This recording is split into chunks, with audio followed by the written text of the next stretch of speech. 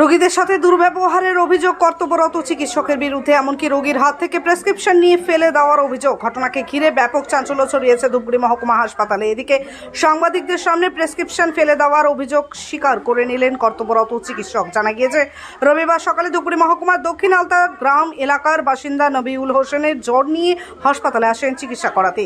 নবিউলের ভাই বাপি হোসেনও তার ছেলেকে নিয়ে একই সাথে চিকিৎসা করতে আসে। অভিযোগ, নবিউলের প্রচণ্ড জ্বর থাকার পরও তাকে ওষুধ লিখে ছেড়ে দেওয়া হয়, এমনকি তাকে পর্যবেক্ষণে রাখার দাবি করে তার পরিবারের সদস্যরা। এদিকে পর্যবেক্ষণে রাখার বিষয়টি নার্সকে জানালে তাদের জানানো হয় প্রেসক্রিপশনে লেখা নেই পর্যবেক্ষণ রাখার বিষয়টি। এদিকে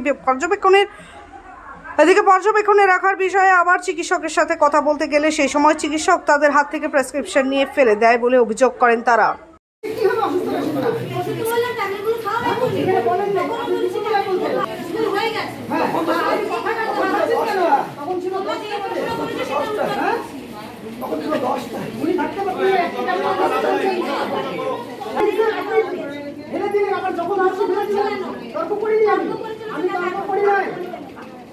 আমি তর্ক করি নাই, আমরা এখানে সেবা পাওয়ার জন্য আসছি। আমরা এখানে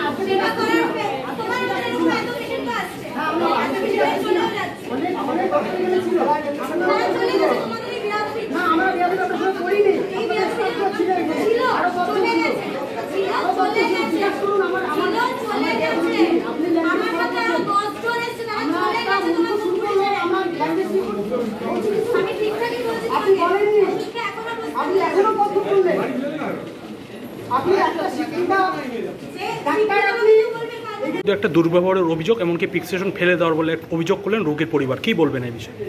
কিছুই বলার নেই। যদি আমাদের কোনো কথাই না শুনতে, ওনাকে অবজারভেশনে থাকতে বলা হয়েছে। উনি 3 বার একবার এত ভিড়, একবার দেখান কতটা ভিড় আছে। এর মধ্যে যদি আমি একবার সিস্টারকে গিয়ে জিজ্ঞেস করেন, এটা বলা হয়নি, ওটা বলা হয়নি। আবার আমি অনেকবার বললাম ওষুধটা খেয়ে বসো, আমরা বসতে চাইলেন না। কিন্তু আপনার বিরুদ্ধে যে অভিযোগ, আপনি ফিক্সেশন নিয়ে ফেলে দিয়েছেন, এটা কি? যদি কেউ কন্টিনিউয়াস 10 মিনিট ধরে অসভ্যতা করতে থাকে দাদা, তাকে আমি বলছি ওষুধ খেয়েছে বসবে না, থাকবে না, তখন তাই বলছে আপনি চিকিৎসাই করতে পারেন না, তাহলে আমার প্রেসক্রিপশন তো করলাম ফেলে দেওয়ারই মতন। আপনাকে দেখা যাচ্ছে নিজের হাতেও স্যালাইন, মানে আপনি নিজে কামড় খেয়েছি। আমাকে অবজারভেশনে 24 ঘন্টা থাকতে বলা হয়েছে, আমি ডিউটি করছি। কারণ এটাই হসপিটাল, এখানে অবজারভেশনে থাকতে আমি ডিউটি করছি। খুব সোজা হিসেবে আমাদের কোনো ছুটি হয়। হ্যাঁ, স্নেক বাইট হয়েছে, 24 ঘন্টা এভিএস চলেছে, কনভালশন হয়েছে, সবই হয়েছে। তাই আমি বসে ডিউটি করে আছি, কারণ আমার কাজ এটাই। তাতেও যদি মানুষকে কন্টিনিউয়াস অসহনীয় ব্যবহার করে যেতে হয়, একটা লিমিটের পরে পারা যায়। আমি দেখতে পাচ্ছি কথা বলতে অসুবিধা হচ্ছে। ঠিক আছে, হাসপাতালে এসেছেন। সমস্যা আমাদের চুপ করে দেখো, দাদার মেজদার জ্বর আর আমার ছেলেটার পাতলা পায়খানা জ্বর। তো আমরা ডাক্তারের কাছে আসলাম। আইসা এখানে দুজন ছিল, একজন নেপালি করে, ওনাকে দেখাইলাম আমার ছেলেকে। উনি ভ্যাকসিনেশন করে দিলেন, ভালোই ব্যবহার করছেন উনি। যেগুলো কিনতে হবে সেগুলোও বলে দিল। তো ভ্যাকসিনেশন নিয়ে আমি ভিতরে গেলাম, ওর ওষুধ নিলাম। ওষুধ নেওয়ার পরে সিস্টাররা বললো যে যতগুলো লিখছে এগুলো যদি আউটরে হইতো তাহলে সব পেয়ে যেতাম, তাহলে এখানে 2টা দিচ্ছি আর বাকিগুলো তুমি কিনে নিবে। ঠিক আছে। এমন সময় মেজদাকে বললাম যে কী খবর তোর? তো বলছে আমি তো থাকতেই পারছি না, আমাকে 4টা মাত্র ট্যাবলেট দিল, তা দুপুরে রাতে খাইতে বললো, আর আমি তো থাকতেই পারতেছি না। তো ঠিক আছে, আমি একটু ম্যাডামের সঙ্গে কথা বলি। তো ম্যাডাম গেল, ওইখানে আমি গেলাম, দেখতেছি ম্যাডাম নেই, ভিতরে গেছে। আমি ওর প্রেসক্রিপশনটা নিয়ে, দাদার প্রেসক্রিপশন নিয়ে সিস্টারকে দেখাইলাম যে দেখুন তো এনাকে কি অবজারে থাকতে বলছে? তো বলছে এরকম কিছু লেখেনি। তো আমি ডাক্তারের জন্য ওয়েট করে আছি। তো আসলাম, আসার পরে ডাক্তারও চলে আসলো। তো আমি ডাক্তারকে বললাম যে ম্যাডাম উনি তো জ্বরে থাকতে পারতেছেন না, কালকে জলপাইগুড়িতে দেখিয়েছি, তো জলপাইগুড়িতে অবজারে ছিল 1 ঘন্টা। আমার কথা শেষ না হইতেই বলছি আমি বসতে বলছি। তো আমি বললাম যে বসতে বলছেন, আমি সিস্টারকে প্রেসক্রিপশনটা দেখালাম যে অবজারে থাকার জন্য আছে কি? বলছে না, এখানে লেখা হয়নি। তো কী করে থাকবো, আপনি তো বললেন না। বলছে হ্যাঁ বসো, এখানে 1-1.5 ঘন্টা বসো। 4টা ট্যাবলেট দিচ্ছেন, 4টা ট্যাবলেট দিয়ে কখন কী খাবে এটাও তো বলা হয়নি, আপনাকে 1 গাদা ট্যাবলেট দেবো। এই যখনই কথাবার্তা বলছি আমার হাত থেকে প্রেসক্রিপশনটা ছুঁড়ে ফেলে দিল। কার প্রেসক্রিপশন? ওটা দাদারটা। তো আমি বললাম যে এটা তো ঠিক করলেন না, আবার ল্যাঙ্গুয়েজও খারাপ করলো।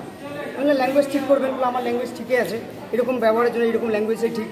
আমি ব্যাপারটা কি খারাপ করলাম, আমি বললাম আরও তো লোকগুলো আছে। এখন কি অবস্থা আছে? তো তারপরে এরকম করে কথা বলতে বলতে আমার হাতে আমার বাচ্চার প্যাক্সিন ছিল, সেটা ওষুধগুলো এখনও কেনা হয়নি, ওই ভ্যাকসিনটা নিয়েও ছুড়ে দিল। আপনার কী করণীয় আছে আপনি করুন, এই বলে তো আমরা এখানে কথাবার্তা হয়ে ছড়ে আসলাম আর কি। তারপরে তো এইরকম অবস্থা। আবার আমাদের সঙ্গে যে বিহেভটা করছে এটা কিন্তু অনেকজনের সঙ্গে করছে। আমার সামনে একটা বয়স্ক মহিলা আছে, সে ভিতরে বললো যে আমাকে কি কামড়িয়েছে নাকি ভিতরে, তো উনি না আর কেউ ওনাকে যা তা বলে ভাষা দিয়ে বলছে। বয়স্ক কিন্তু আপনাকে কি প্রেসক্রিপশন ফেরত দিয়েছে? না, তো এখনও পাইনি, এখনও ভ্যাকসিন পাইনি। আমি বিএমকে জানিয়েছিলাম, বিএমকে ফোন করলাম, তো বিএম বললো যে ঠিক আছে আপনার লিখিত অভিযোগ করুন।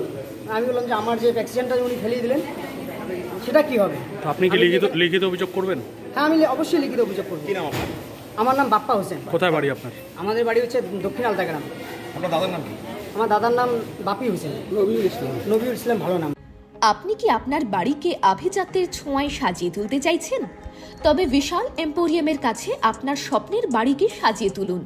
এখানে ঘর সাজানোর শোপিস, পর্দা ও ইউনিক ডিজাইনের যাবতীয় আইটেম পাবেন। সকলের 1 নম্বর নির্ভরযোগ্য প্রতিষ্ঠান। ঐতিহ্যের আর এক নাম বিশাল এম্পোরিয়াম। আমাদের ঠিকানা বিশাল emporium 375 BS road, Cooch Behar.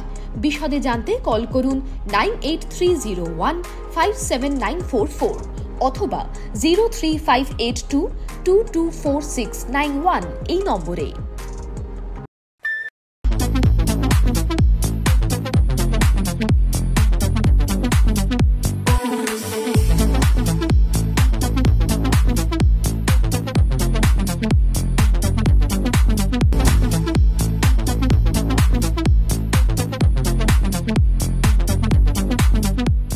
Debnath Honda two হুইলারের বিশ্বস্ত প্রতিষ্ঠান। এখন মাত্র ৯,৯৯৯ টাকায় আপনার পছন্দের টু হুইলার। এছাড়াও পেয়ে যাচ্ছেন এক্সচেঞ্জ অফার, রয়েছে নিজস্ব ওয়ার্কশপ।